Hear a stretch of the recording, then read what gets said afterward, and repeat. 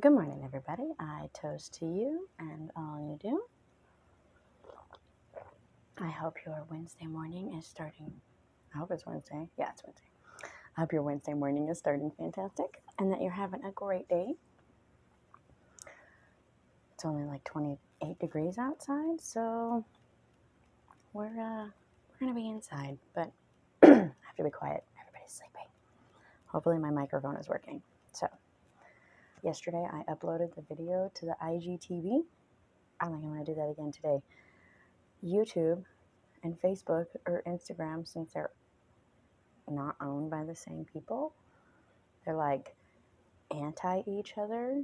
So I can either record the film for YouTube so that it's in the right orientation, or I can film it right for Instagram so that it's in the right orientation. But I don't think I'm going to make two videos because I can't recreate the draw. That seems silly.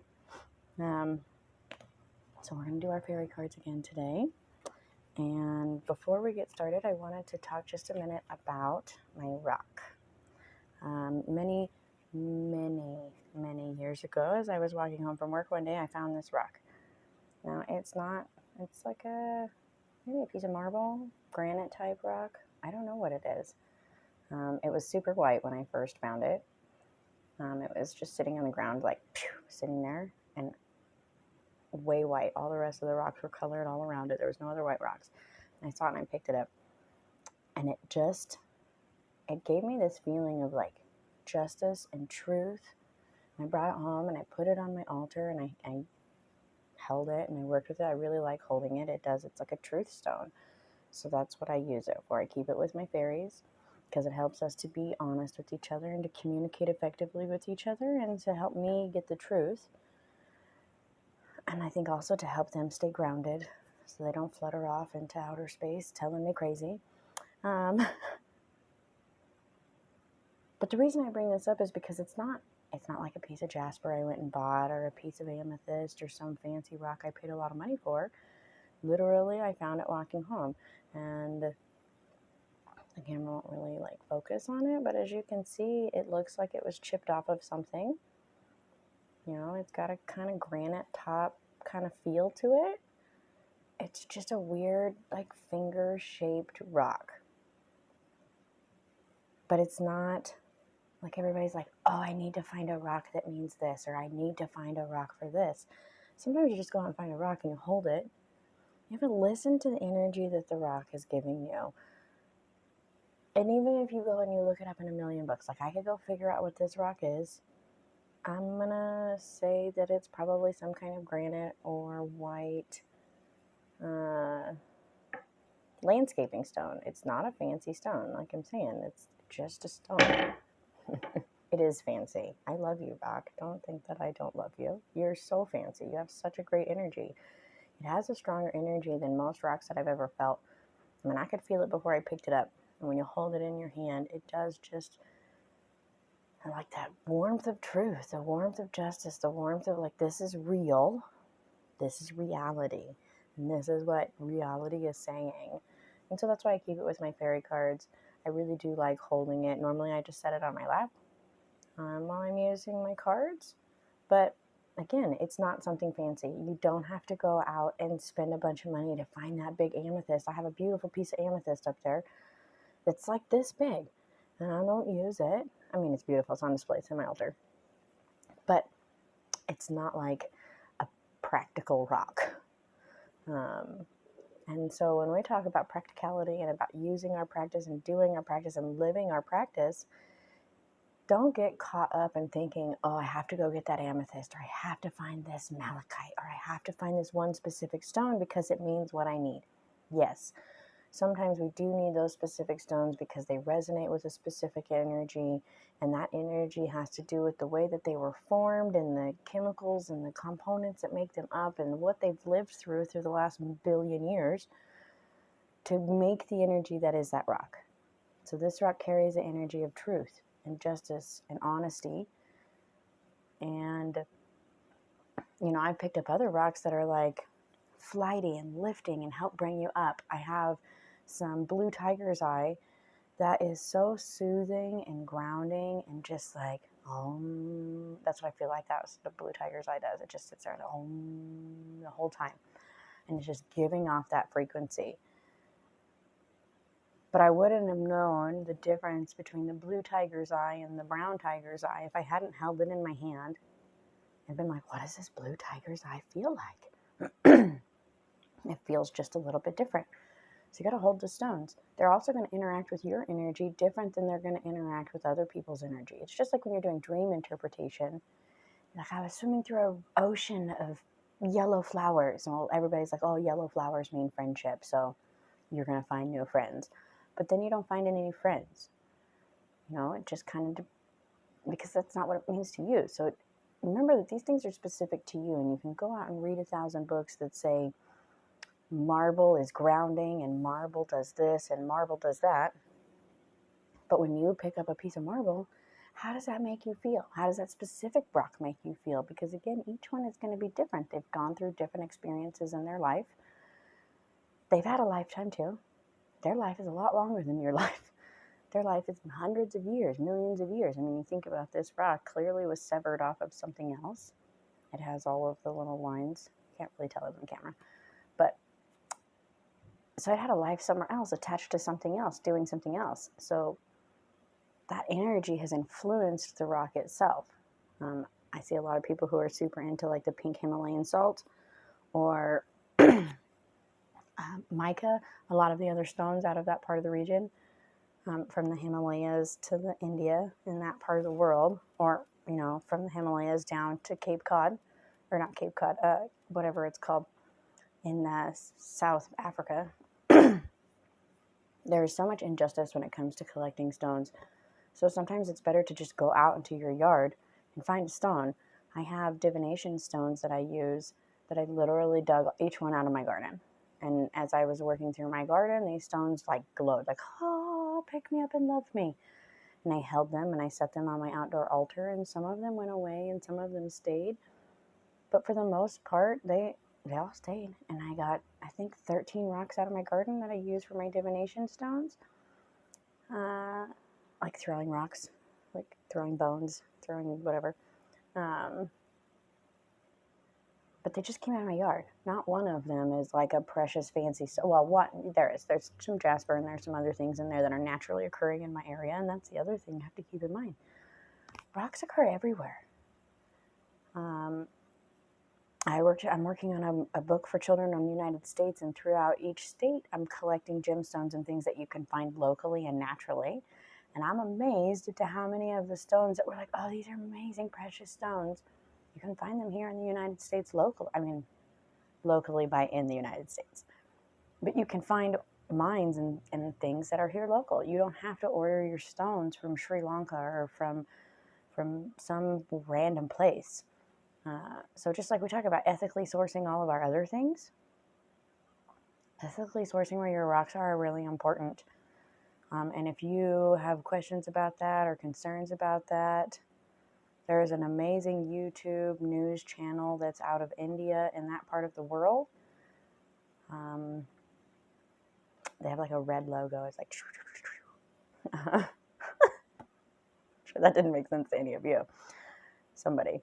Anyways, they have great things out there that talk about not only good local sources that you can get these things that we can only find from that part of the world. Shea butter. Shea butter is a great example. Shea butter isn't like everything, but shea butter is taken naturally out of the earth. I'm pretty sure it's from some trees. Dragon's blood. Poor dragon's blood. You know, we talk about you have to get real dragon's blood.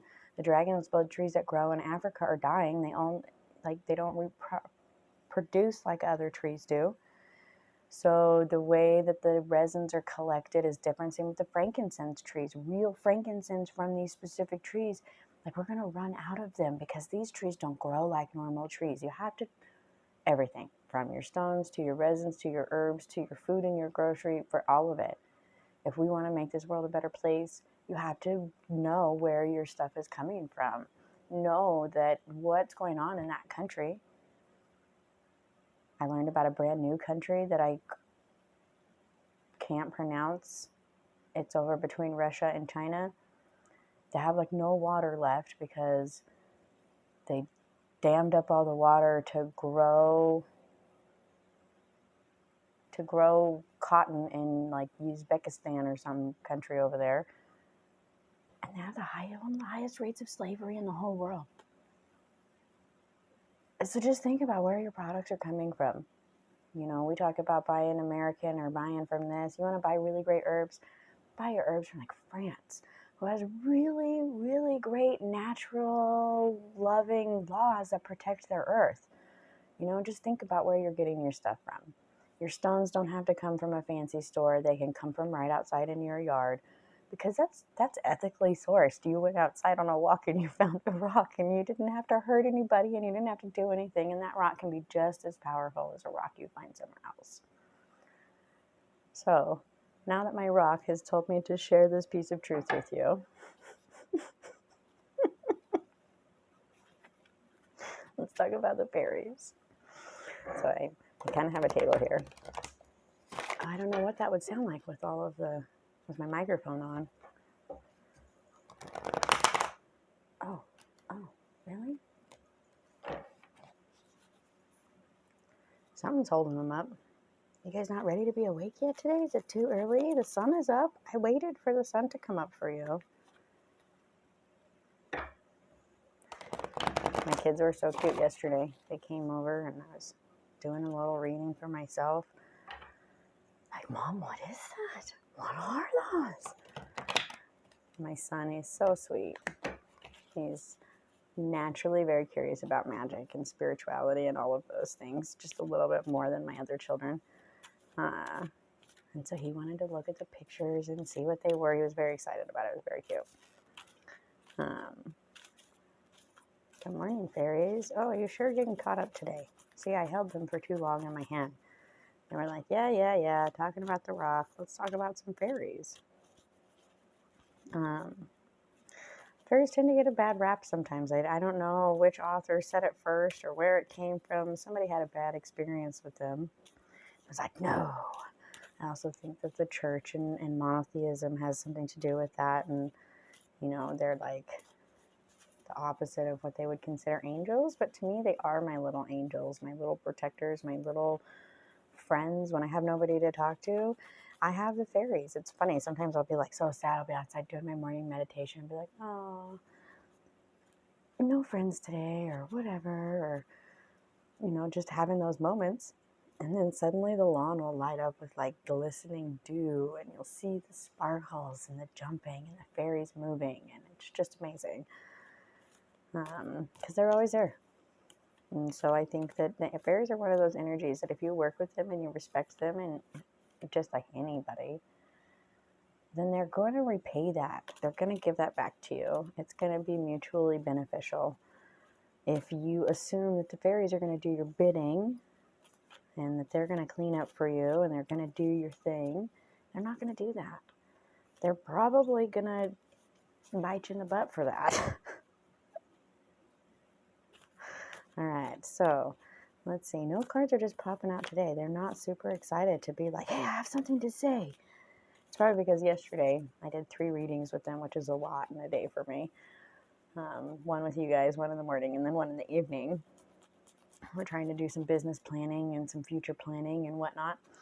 And so I wanted to ask them, and it's funny, that positive expectation card just kept coming up. And sometimes when the energies are telling you things like that, the fairies or the spirits or your spirit guides or wherever it comes from, they're telling you the same thing over and over again, they get mad that they don't want to keep saying it. So they don't want you to keep asking. So when they give you your answer, you can ask for clarification if you need it, but really they're not a big fan of telling you the same thing over and over again. And I think that's true of any cards that you're working with, because the energies don't want to do that. So let's see. I don't feel like it's time. It's not ready. Let's do one more shuffle. Today, it fits in so well with what we were kind of talking about. So we have trust your intuition. You know, the fairies tell you innately we're all connected to this collective conscience. We all have this ability. We all know, everyone has that power inside. I know people are like, I'm gifted. Really, they're not gifted. They just tapped into that energy before everybody else, or, they just practice with it more, or whatever it may be. But everybody has that ability. We all have our intuition that can tell us exactly what it is we need to know, that can help direct you, that can help to guide you so that you make the right choices. You just have to listen to that intuition. And that can be hard sometimes. It can be so hard sometimes to listen to your intuition. You have that little feeling in your brain and it tells you like, oh, hey, you're like, nah, whatever. Shh. And you just kind of push it out of the way and you don't think about it. But the more you listen to that little voice, that little, hey, shh, psst, do this, the more that you'll find things just work out a little bit better. Working with someone right now, counseling with them, and they are trying to get this job. She's married, she wants to have her own money, she wants to have her own job, she wants to be able to do her own things so that she can feel that independence and feel, secure in who she is and whatnot, and not like she's dependent on her husband. Now, mind you, they've been married for 40 years almost, 35 years, something crazy. They've been married a long time. You would think at some point you would just work through this. But she keeps fighting it. She keeps fighting it, going uphill. Like, I'm going to get these jobs. I'm going to do this. I'm going to do this. I'm going to fight for this. I'm going to fight so hard. I'm going up the hill. And sometimes when you feel like you're trudging sand, that's your intuition saying, maybe you should pick a different mountain to climb. And sometimes it takes a really long time to figure that out. And it doesn't just happen overnight. But that's normally because you're not listening to your intuition. You're not listening to what the voices and your guides and all of that stuff is telling you. You're fighting that and you're like, no, I've decided I'm going to do this. And so step back, trust your intuition, listen to yourself, know that you have those answers and that the spirits and the guides and the gods and whoever it is that your faith follows is there to support you and help you. Honoring your true feelings. We're getting a lot of truth today. I pulled out that truth stone. We got trust your intuition and listen to that truth. Now, honor your true feelings. Oh, it's so funny. So often people are like, I'm not happy. I don't know what it is. I don't know what this is. But you know what? They're not listening to their intuition and they're not honoring their true feelings. And so, I challenge you today to stop, to listen to your intuition, to think about what you're really feeling on the inside. And what is it telling you? And then listen to it. Don't fight it. Don't try to climb up that sand hill. Get a boogie board and slide down and find you a mountain that's better for you. Okay, so number 3 is higher consciousness. This is, okay, so sometimes you're like, oh, I don't know what to do, or I don't believe in the card, whatever. You see how these are all connected? This message is coming and it's saying you need to listen to yourself. You need to listen to that higher self. You have the answers inside you. You know. And you have to honor yourself. And you have to listen to that consciousness. And you have to stop fighting it. Just stop fighting it. Let it flow. Let it happen. And follow your intuition. So, today's reading was a little longer than I would have expected. But mostly because we talked about this truth rock. And about finding your own rock. And finding your own self and listening to your own self. And so it's so funny, like, see how they're all connected? So the whole reason that I wanted to start doing this thing with the fairies, not to do divination for the day, but to have something to help guide me in sharing this information with other people. And so as soon as I pulled the fairies out this morning, that truth, honesty, that there's listen to your intuition, listen to yourself, listen to the answers that you have inside you, and follow that to honor yourself and trust yourself. We hurt ourselves so bad because we don't do that. And then we're mad at other people. Oh, you don't trust me, or you don't believe me, or you don't value me the way that you should. And sometimes that's because we don't do that for ourselves. So, again, today I challenge you to stop, to listen to your intuition, to honor that, to feel that higher consciousness, and to allow it to communicate to you and tell you what it is that you need to hear, share with you the information that you need, and, trust your intuition, honor yourself, move forward. So, if you have any questions, let me know. Ask. Tell me. If you have something specific you're curious about that's not anything to do with this, also just let me know. You can find me on Instagram and Twitter and on Facebook. I try to stay on all of those things. I don't have like a page or whatever because I'm just me. That's it right now. So, many blessings to you. I really do encourage you to honor your higher consciousness and honor your true feelings and to really trust yourself and give yourself that benefit of the doubt that you do know. You can pick up that rock and say, this is powerful. I'm going to bring this home with me. Even if everybody around you is like, dude, that rock you just picked out is better. Like, that's nice. This rock is powerful. And I'm going to bring it home with me. Whatever it may be. So, many blessings to all of you. I'll take this opportunity and drink more coffee with you. I hope you have a fantastic Wednesday. And that the fairies bless your day. So, many blessings. Don't forget to like and subscribe. We'll see you guys all soon.